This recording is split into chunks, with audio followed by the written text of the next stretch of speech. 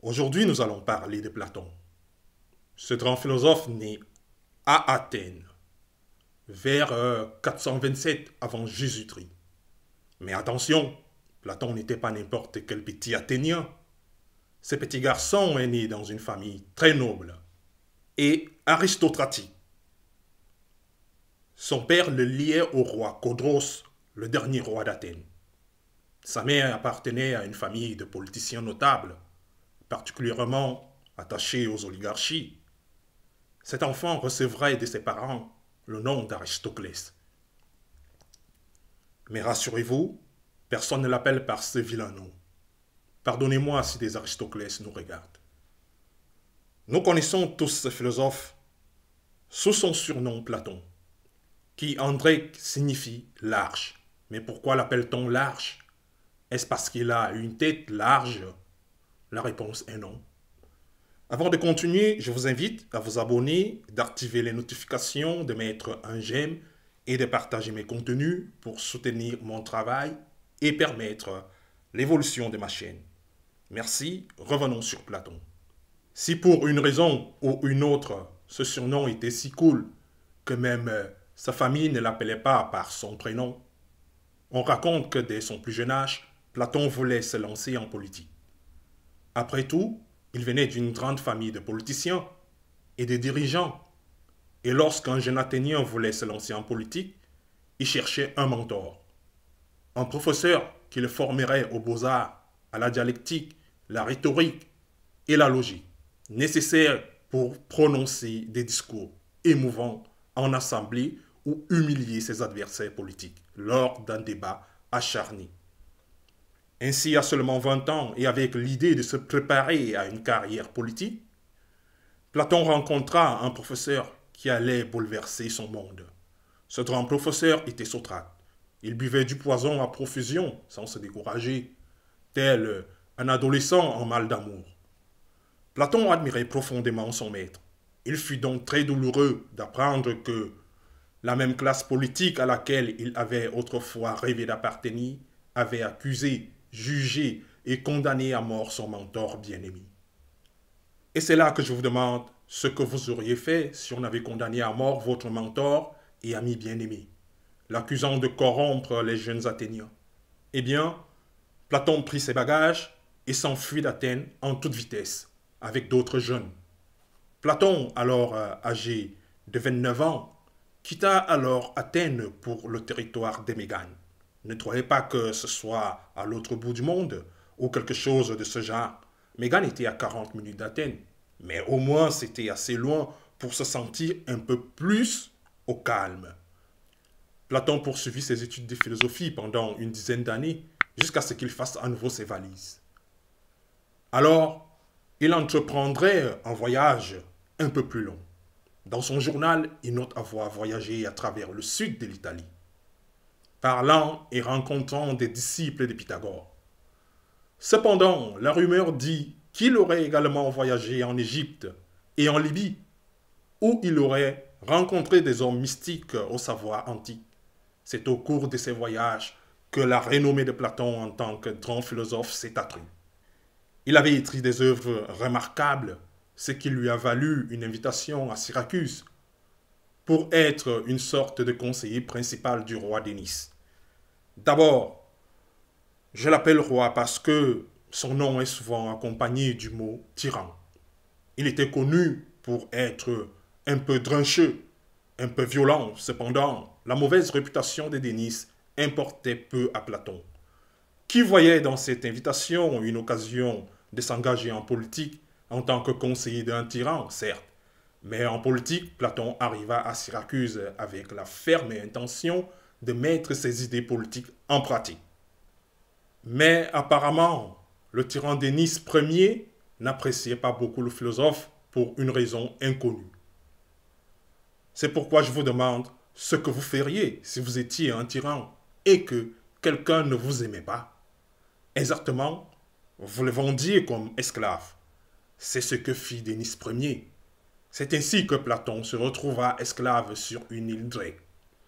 Lorsqu'il rencontra par hasard un ami qui le reconnut immédiatement et paya sa liberté, Dès qu'il fut libre, Platon retourna à Athènes et acheta un petit terrain où il fonda une école qui allait devenir la célèbre académie. Ce serait le premier établissement d'enseignement supérieur de toute la Grèce. L'académie acquit rapidement une grande renommée et un grand prestige, attirant de nombreux jeunes étudiants. Platon dirigea son école pendant plusieurs années, formant des jeunes.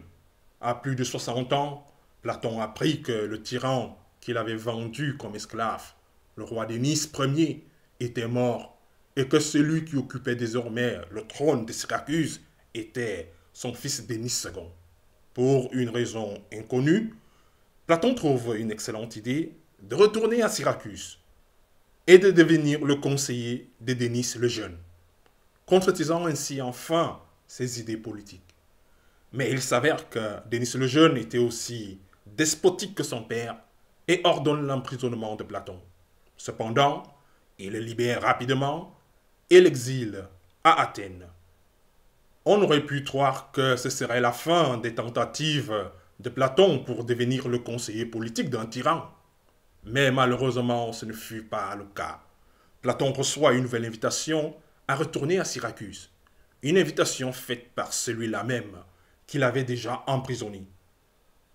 Pour une raison inconnue, Platon pense à nouveau que c'est une excellente idée de retourner à Syracuse, de retourner là même où on l'avait vendu autrefois comme esclave, où on l'avait emprisonné. Sérieusement, pensez-vous vraiment que ce soit une bonne idée d'y retourner? Eh bien, c'est ce qu'a fait notre philosophe. Mais on dit que la troisième fois est la bonne. Que s'est-il passé cette fois-ci?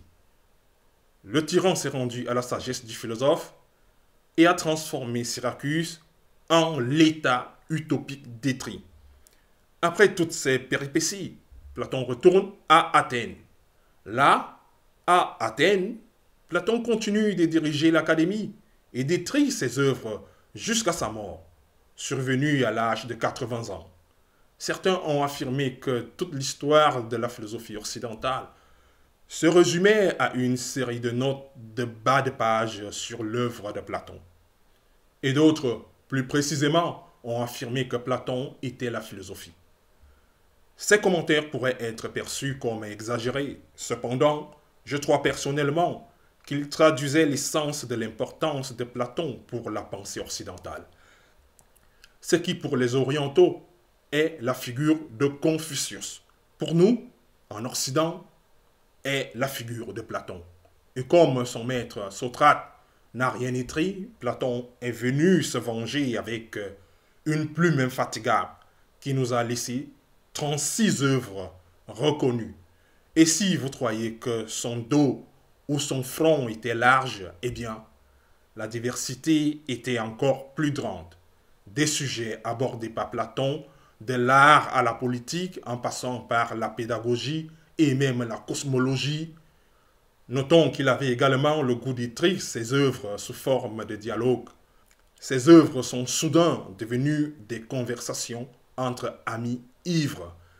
Étant donné l'ampleur de son œuvre, nous n'avons pas l'intention de présenter toutes ces idées, ni même la plupart.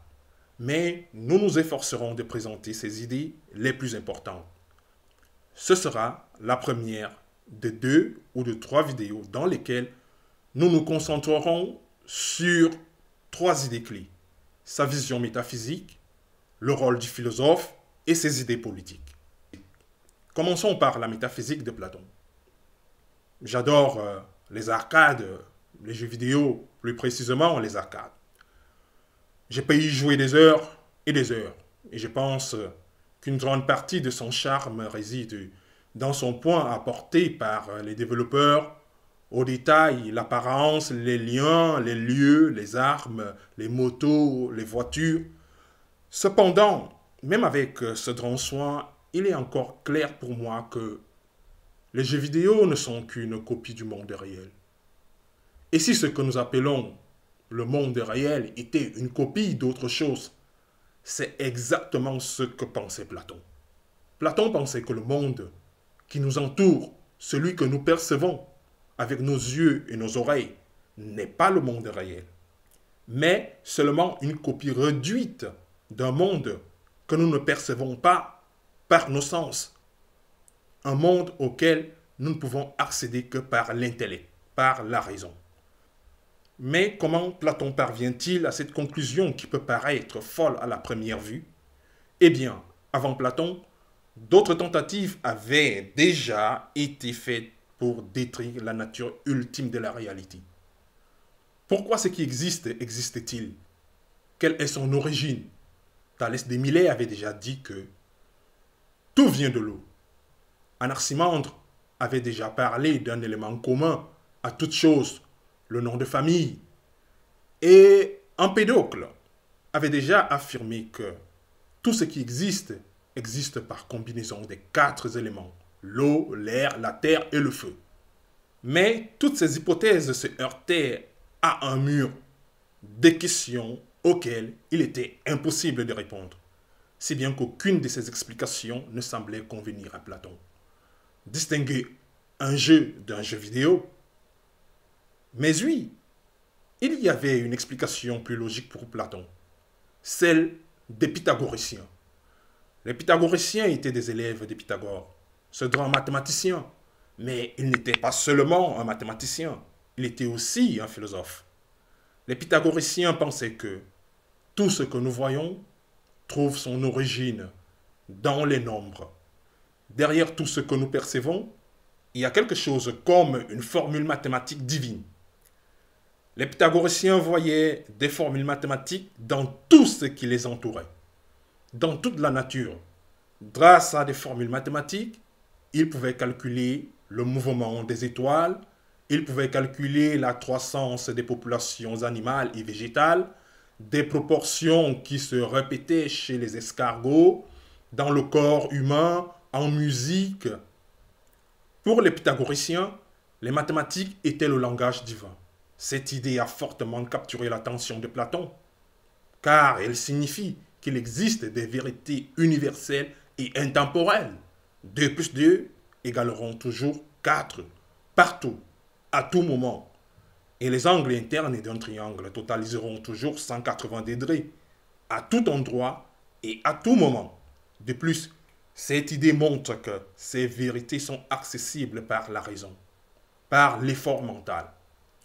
Et ainsi, les sens deviennent inutiles pour les atteindre. Nul besoin de voir ou de toucher un triangle pour savoir que la somme de ces angles fait 180 degrés. Il s'agit plutôt d'une conclusion à laquelle seul le raisonnement permet d'arriver. Ce que nous voyons, entendons et touchons ne sont que les ombres d'une réalité bien plus profonde. Une réalité à laquelle nous ne pouvons accéder ni par nos yeux, ni par nos oreilles, mais seulement par le raisonnement. Cette réalité profonde est ce que la philosophie de Platon appelle le monde des idées. Ici, nous devons comprendre les idées comme des entités que nous ne pouvons connaître par nos sens. Prenons l'exemple du chien. Dans le monde des idées, il existe une entité qui est l'essence même du chien. C'est le chien originel, le chien qui donne naissance. Mais souvenez-vous que vous ne pourrez jamais percevoir cette entité canine avec vos sens. Vous ne pourrez jamais caresser son doux petit dos. Vous ne pourrez comprendre cette entité qu'à travers votre intellect. Et c'est important parce que le relativisme n'a plus sa place à l'époque. Les philosophes, les sophistes affirmaient que la beauté, la liberté ou la vérité étaient relatives, que ce qui est juste pour l'un peut être injuste pour l'autre. Autre, ce qui est bon à un moment, cela peut être mauvais. La philosophie de Platon combat ces idées relativistes, affirmant que, dans ce monde, des exemples de justice observables dans leurs variations existent partout. Là où la justice est immuable, où le concept de justice ne change jamais, et où il est de notre devoir, en tant que chercheurs de vérité, d'accéder à ce concept par des sections de la raison. Car seuls ceux qui comprennent l'essence de la justice peuvent devenir bons. Seuls ceux qui connaissent le bien lui-même peuvent devenir bons. Et la beauté n'est pas dans le regard de celui qui regarde. La beauté est un concept. Et nous ne pouvons même pas accéder à son origine par le regard. Pour en revenir aux jeux vidéo, je disais il y a un instant que certains jeux vidéo sont des copies de notre monde. Mais qui les réalisent et pourquoi? Dans le cas des jeux vidéo, on pourrait dire que ces copies ont été réalisées par un programmeur et qu'elles ont été créées à des fins de divertissement. Mais qu'en est-il si notre monde est aussi une copie d'un autre monde? Qui a donc réalisé cette copie dans laquelle nous vivons et pourquoi? Dites-moi en commentaire ce que vous pensez. Dans tous les cas, je reviendrai dans une autre vidéo où Platon nous parle de la vie après la mort pour essayer de répondre à cette véritable problématique philosophique. N'oubliez pas de vous abonner et d'activer les notifications pour ne pas louper mes prochaines publications. Mettez un j'aime si ce contenu vous a plu pour soutenir mon travail et ma chaîne. Bonne nuit et bonne chance. Demain sera un autre jour.